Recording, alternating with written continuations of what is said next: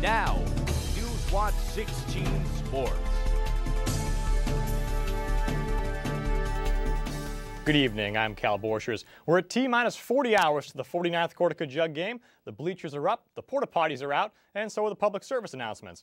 While both schools discourage lewd acts like streaking, the Bombers are already guilty of that offense. IC has won 5 in a row, scoring 40-plus points in each of the last 3 contests. We already saw a little bit of early March Madness on the last day of February last night. In the 4-year history of this tournament, no lower seed had ever won, and we saw it happen twice in 4 hours last night. Well, Danielle, this weekend the Cornell hockey team is about to do something that it's never done before. I'll give you a hint, it's not exactly a good thing. I'll explain and tell you why they're dancing over on the East Hill. A brief history lesson might renew your hope. This year's tournament marks the 10-year anniversary of the only time a 16 seed beat a 1 seed. Now, the victorious underdog was Harvard, which is from the Ivy League, just like Cornell.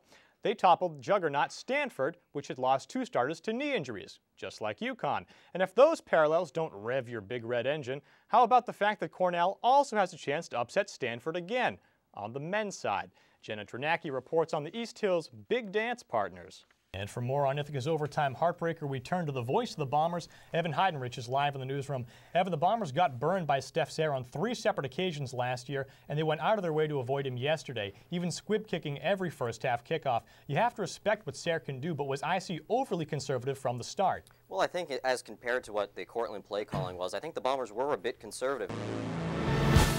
Until 4 years ago, Bomber fans could write a W next to St. John Fisher as soon as the schedule was released.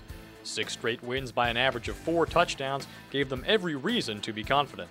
Then came the nail-biter. Fires, Wells has it, touchdown! The controversy. Picked off, game over. The Cardinals have won the football game. The pick.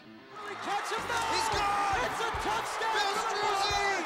5, 4, 3, 2, 1. And the collapse. And the Cardinals will go up 34-10. Now the showdown with the Cardinals is circled on every calendar as the biggest contest not called Cortica. With Ithaca in an 0-1 conference hole, it's even bigger. The most heated rivalry in the Empire 8 is next on ICTV. Thayer Ashkar made his Bomber debut in his very first game as a freshman.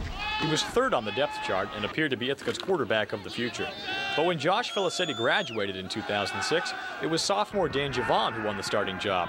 So instead of riding the bench as a senior, Ashkar found a new purpose for that right arm: catching balls as a wide receiver.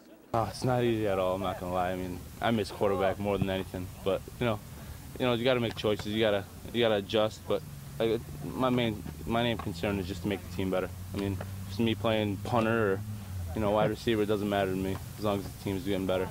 Ashkar isn't the first Bomber to make the switch. In fact, the QB who was in front of him during his freshman season, Jeff O'Hara, also moved to wide receiver. The signal caller's knowledge of the offense helped them both, but it takes more than memorizing the playbook to learn a new role. He's probably the hardest working guy we've got on our receiver staff right now. He comes here every day, he's prepared, he's energetic, he's upbeat. He's just been an absolute pleasure to work with. Hard work doesn't always mean perfection, though, and when he does mess up, Ashkar is the target of some good-natured ribbing from his fellow wideouts. Definitely a lot harder than sitting in the pocket and throwing me the ball, and you actually have to get down and run the route. But yeah, I joshed him a couple times. Heenahan had nothing but congratulations on Saturday after he was the recipient of Ashkar's surprise QB flashback.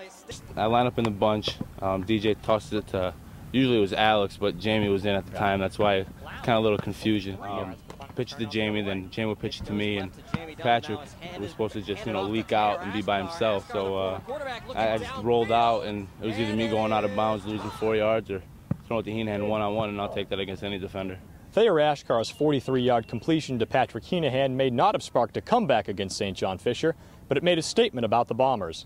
When they need a player to try something new, they know who to turn to. At the practice field, I'm Cal Borchers, ICTV Sports.